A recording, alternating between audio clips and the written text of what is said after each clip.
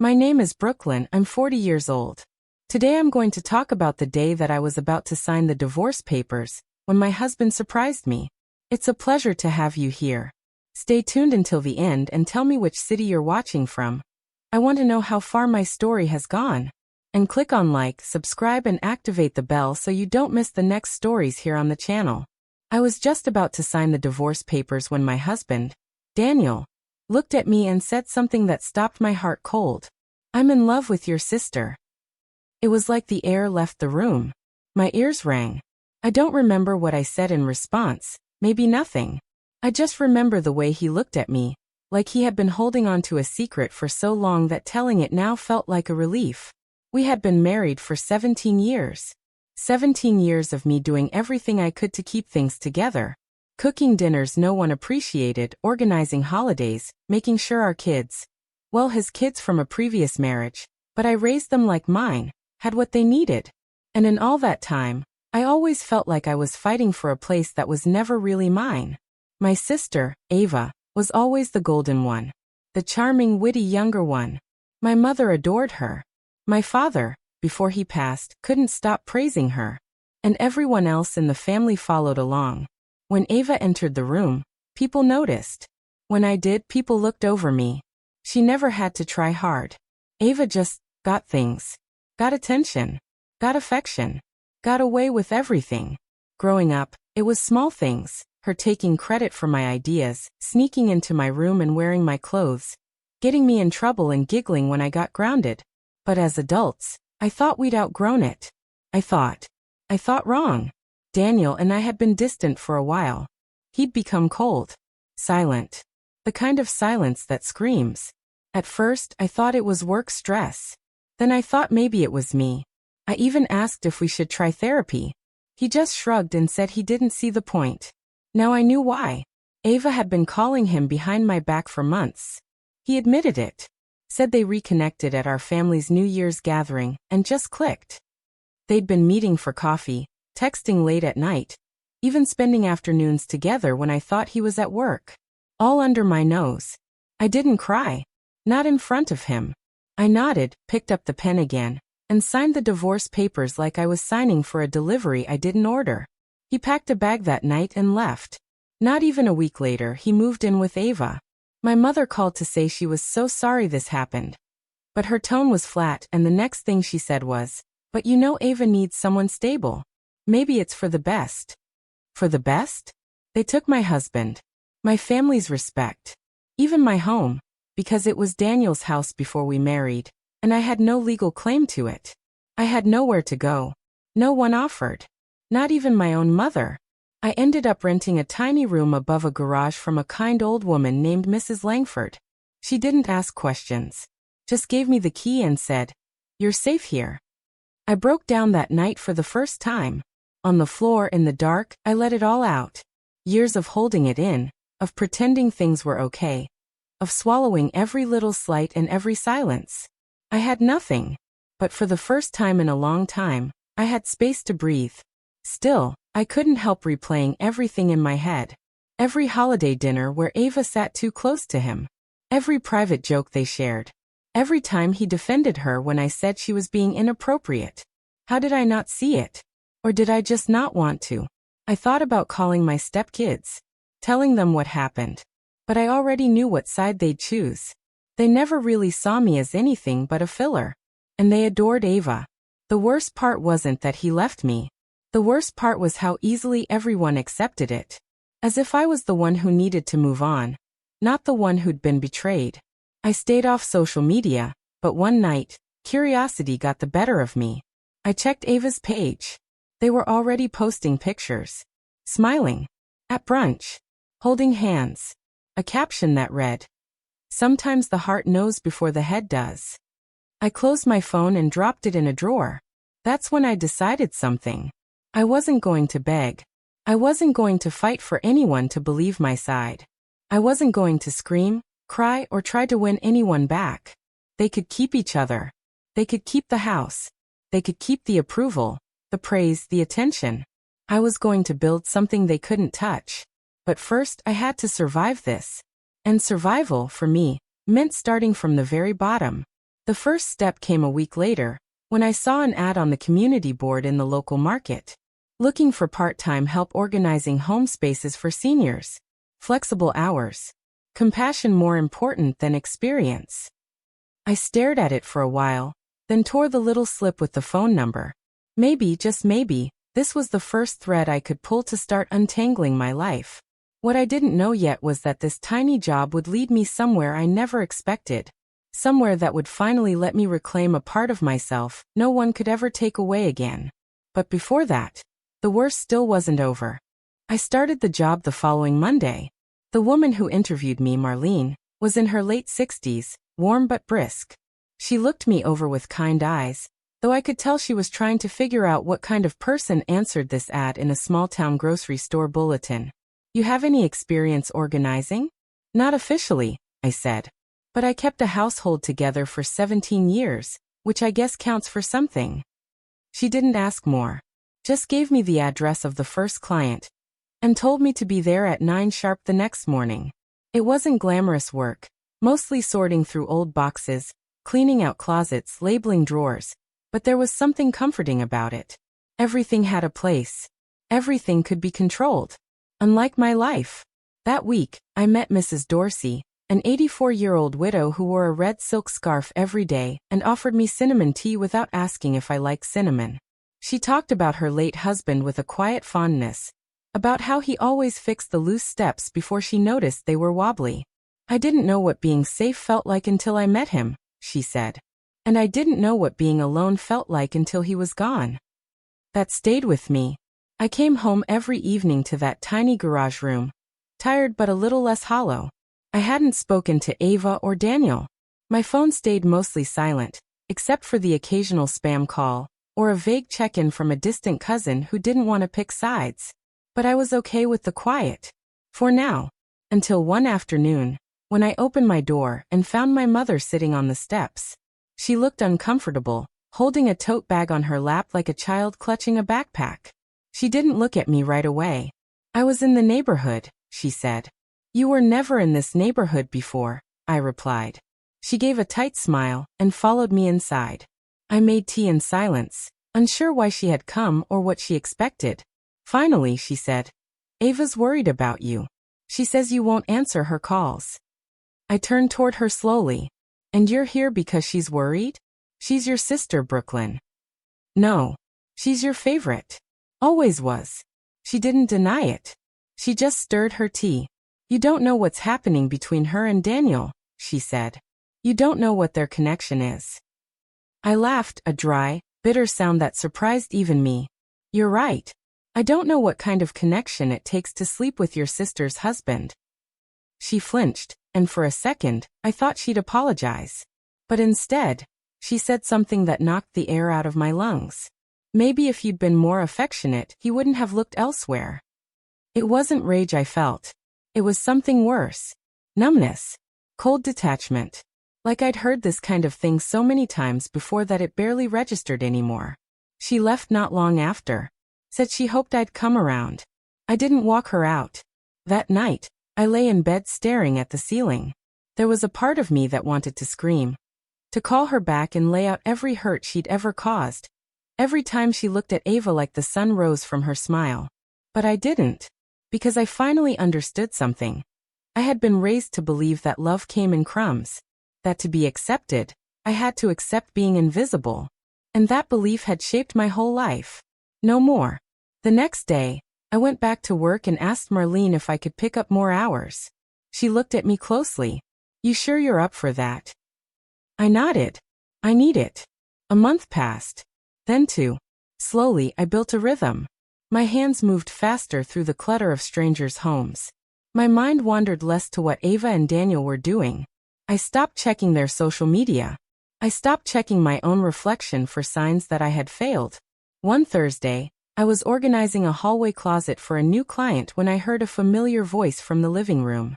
I think she'd do well here. She's neat, quiet. I turned the corner and froze. It was my cousin Lisa. She hadn't recognized me yet. She was talking to the homeowner, recommending me for the job. When she finally noticed me, her eyes widened. Brooklyn. I forced a smile. Hey, Lisa. She looked me over, surprised but clearly impressed. Wow. I didn't know you were doing this kind of work. Neither did I said. But it's good. She nodded.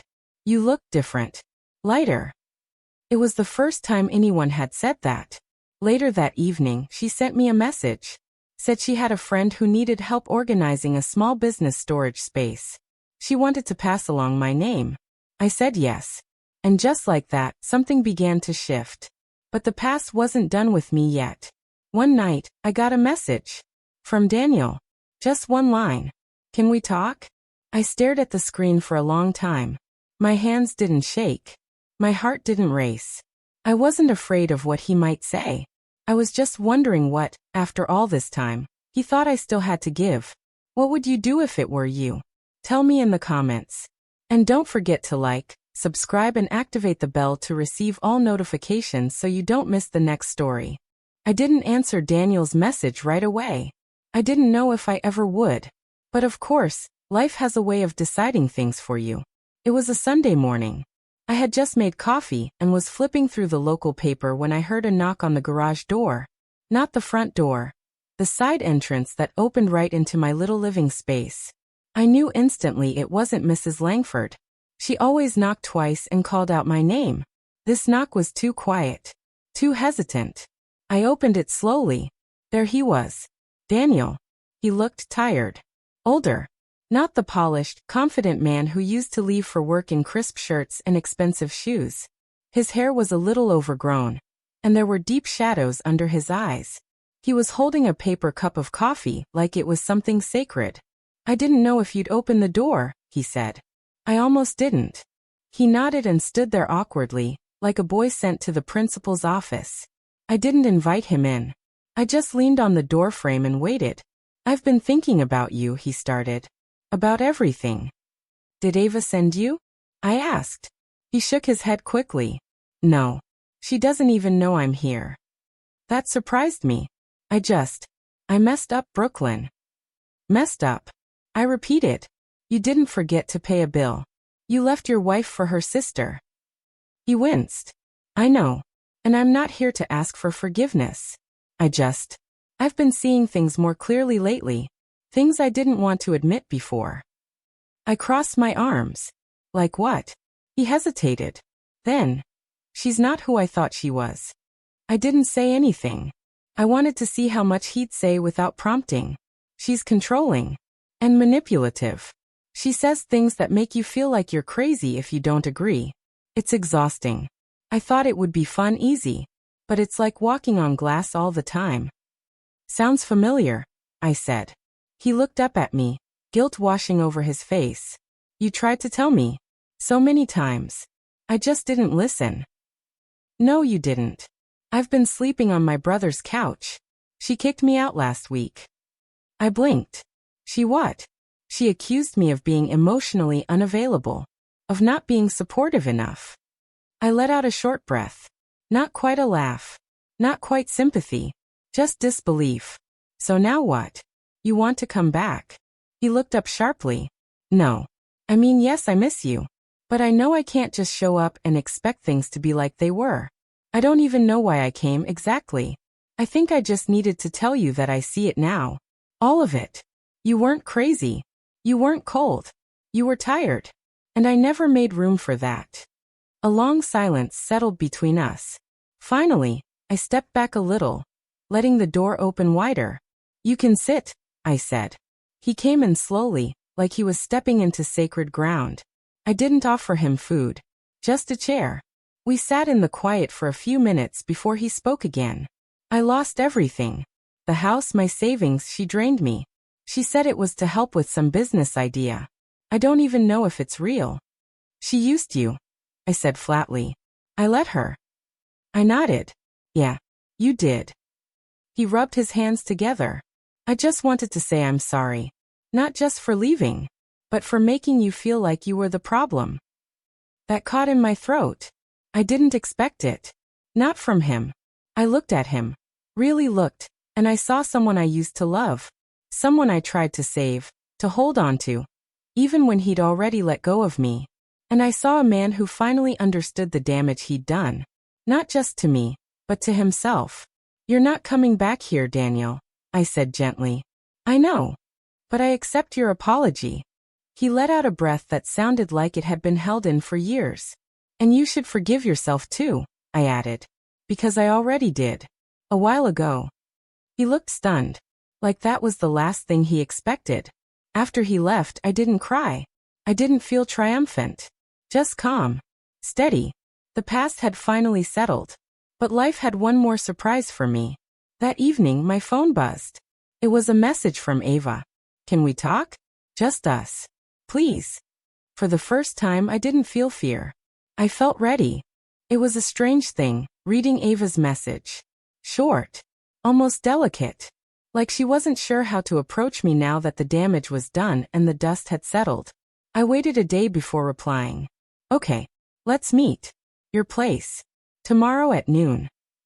She answered within seconds. "Thank you."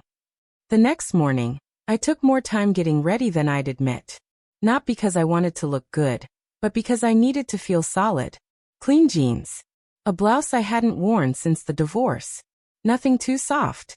Nothing that made me look small. Her house, once my house, looked the same. That was the most jarring part. The blue shutters, the hydrangeas I planted still blooming at the base of the porch. The same wind chimes Daniel insisted on hanging, clinking in that irritatingly cheerful way. She opened the door before I knocked. Ava looked different. Thinner, almost brittle. Her eyes darted around, like she was afraid someone might see us. She stepped aside silently, and I walked in. The living room was tidy, pristine even. But cold. No warmth. No music playing. No scent of baked bread or fresh flowers like I used to keep. Just a clean, hollow space. We sat. She didn't offer coffee or water. Just sat across from me on the edge of the armchair, hands clenched tightly in her lap. "I didn't bring you here to fight," she started. "I didn't come to fight." She nodded, then went quiet. Eventually, she said, "It didn't go how I thought it would." I raised an eyebrow. "Daniel. The relationship. All of it." I gathered. She winced. "He changed. Or maybe I never knew him." "No, he didn't change. You just never cared to see the parts of him that didn't serve you." There it was. No yelling. Just truth. It hung in the air, sharp and quiet. Ava looked down. "I think I wanted to be you." I blinked. That, I hadn't expected. "You were always the strong one," she said. "Even when people ignored you. Even when Mom criticized you, you kept going." I hated it. And I wanted to prove I could take something from you. That I mattered more. "You did take something," I said. "And not because you mattered more. Because I kept giving." She nodded. "I know. I know that now." Her voice broke then. She started to cry, quietly, trying to wipe her tears before they fell too far. "I ruined everything," she whispered. "And now he's gone. And I have this house that doesn't feel like mine. And Mom won't even look me in the eye." I felt nothing. No triumph. No pity. Just finality. "You wanted my life without carrying my pain. And when you got it, it broke you." She nodded, sobbing now. I let her cry. I didn't reach for her. Didn't try to comfort. That wasn't my role anymore. That belonged to the old Brooklyn. The one who dimmed herself so others could shine. Eventually, she looked up at me, her face blotchy. "I'm sorry," she said. "For everything." I believed her. For once, there was no manipulation in her voice. Just a woman who saw the wreckage she caused and finally recognized it. "I forgive you," I said. "But I don't want you in my life." She blinked. "What?" "I forgive you," I repeated. "But we're not going back to being sisters. Not the way you want. You don't get access to me just because you're sorry now." Silence stretched. A different kind this time. One where the power shifted. Where she finally saw that the Brooklyn sitting in front of her wasn't the one she betrayed. "You really changed," she whispered. "No. I just stopped shrinking." When I left the house, I felt lighter. Like something had been lifted.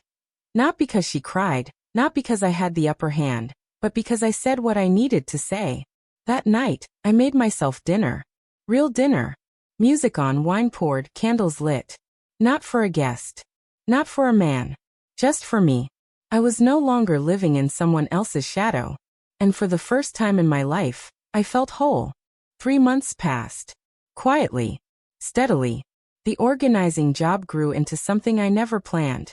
What started as a way to keep myself busy became a source of meaning. Referrals trickled in faster than I could manage alone. Marlene joked about getting me business cards. I laughed, but deep down, I considered it. I wasn't rich. But for the first time, I didn't feel like I was barely surviving. One afternoon, I was wrapping up a job in a cozy home near the edge of town, helping a retired nurse named Eleanor sort through 30 years of her husband's belongings. She was sweet, methodical, and told the kind of stories that made time disappear. As I packed the last of the memory boxes into a corner, she looked at me with that warm, grandmotherly gaze. "You're good at this, Brooklyn. Not just the organizing part. You listen. People don't listen anymore." I smiled. "Thank you. I think that's why I needed to lose everything. So I could hear myself again." She nodded slowly. Pain has a way of giving us new ears. Later that evening, back in my little garage room, I found an envelope stuck to my door.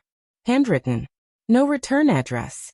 Inside was a card from my stepdaughter, Lily. I hadn't heard from her since the divorce. "Hi, Brooklyn. I don't know if this is okay. I've rewritten this a dozen times. But I want you to know I've been thinking about you. A lot. Things at Dad's house, they got strange. Ava tried to act like you never existed, and it felt wrong. Like we were all pretending. I miss you. I miss our talks. The way you used to sit with me when I cried about school. I never told you how much that meant to me. I hope you're well. If you ever want to talk, I'd really like that. Love. Lily." I sat down on the edge of my bed, holding the card in both hands. It was the first time I cried in weeks. Not from pain, but from something else. A quiet, unexpected healing. I didn't rush to reply. I let it sit with me.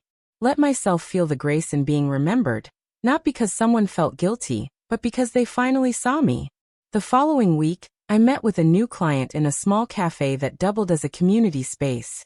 As we spoke about organizing her late brother's music studio, a woman sitting nearby kept glancing at me. Finally, she walked over.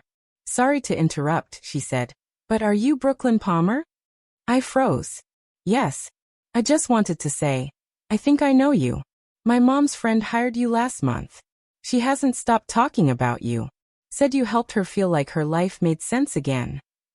I didn't know what to say. She smiled, handed me a business card, and added, "If you're ever interested in expanding what you do, I run a support center for women over 50. A lot of them could use someone like you." I tucked the card into my purse and nodded. "Thank you." That night I thought about it. Me.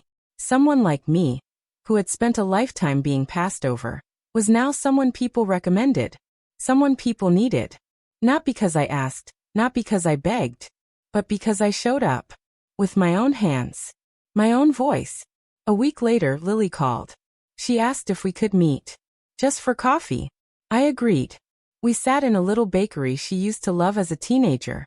She was taller now, more poised, but her eyes still held that softness I remembered. "I didn't know how to say anything before," she said. "I thought staying quiet was loyalty, but now I see it was just fear."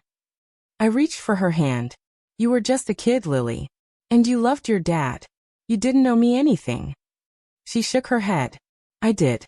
And I do. Because you were more of a mother to me than anyone. And I never told you that." We talked for hours. Laughed. Cried. Rebuilt something fragile, but real. That night, walking home, I felt something new. Not forgiveness. Not victory. Legacy. I had no children of my own. But I left something in people. In homes I helped calm. In women I sat with through their grief. In Lily. I didn't need Ava's approval. Or my mother's praise. Or Daniel's regret. I had become something I never thought I'd be. Whole. On my own. But my journey wasn't over just yet. Because an unexpected visitor would soon bring a truth that would change everything again. It was a rainy Thursday afternoon when the doorbell rang. I wasn't expecting anyone. Mrs. Langford had gone out for her weekly bingo game, and I had just come back from sorting through an attic filled with vintage quilts and dusty hope chests. My feet ached, and I was halfway into a cup of chamomile when I heard it. I opened the door to find my mother standing there. Umbrella dripping. Shoes muddy. No coat. Just a pale cardigan and her purse clutched like a lifeline. I know I should have called, she said. But I didn't think you'd answer. I didn't answer now either. I just stepped aside. She walked in slowly, as if unsure whether the floor would hold her weight. She looked older. Much older than I remembered. Not just in the wrinkles, but in the way she moved, like something inside her had finally deflated. I saw Lily last week, she said as she sat down. She told me what she wrote to you. I nodded, waiting. She also told me what she remembered. About how you raised her. About what you gave up. I stayed quiet. I had nothing to offer her. No performances left. She took a long breath. I was wrong, Brooklyn. About a lot of things. About Ava. About you. I tilted my head slightly. What changed? I got sick. My body tensed. She saw it and raised a hand. Not dying. Just old. Tired. Doctor says my heart's working harder than it should. Makes you think. About the things you want to fix before you go. And you came to fix me? No, she looked straight at me. I came to apologize. Not to ask for anything. Just to say I'm sorry. She reached into her bag and pulled out something that made my stomach twist. A photo. One of me and Ava as children. I was about 10. She was 7. We were in the backyard, barefoot, holding popsicles. I remembered that day. My dad had taken the picture before grilling burgers. I used to look at this and only see Ava, she said. Her smile, her charm. But now I see you. How you were holding her hand. How you always looked out for her. She placed the photo on the table. I see it now, Brooklyn. Everything you did. Everything I ignored. I can't fix the past. But I want to try to honor it. I didn't cry. But something loosened in me. Like a knot I hadn't realized I'd been carrying. You hurt me, I said. More than you know. I know, she whispered. And if you don't want me in your life, I understand. I looked at her. Really looked. For the first time, I saw not the woman who ignored my pain, but the woman who had been shaped by her own limitations, her own unspoken wounds. I don't want a new relationship, I said. I want peace. Quiet. Boundaries. She nodded. Whatever you're willing to give. We sat in silence for a while. Eventually she stood, adjusted her bag, and walked to the door.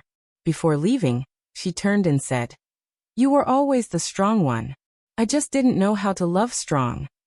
After she left, I sat with the photo for a long time. I didn't know what to do with it. I wasn't ready to frame it.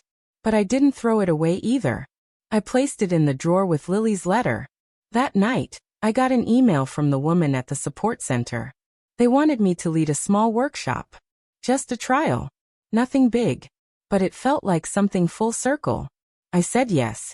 The next morning, I opened the windows and let the sun in. The scent of fresh air, wet grass, and a day that hadn't disappointed me yet. I made breakfast for myself. Took a long shower. Chose clothes I loved, not clothes that would please anyone else. And when I stepped outside, I felt something I had never really known in all those years of trying to belong, trying to be seen. Peace. Real. Earned. Quiet. Mine. If you like stories like these, click like, subscribe, activate the bell and send it to someone you think will also like it.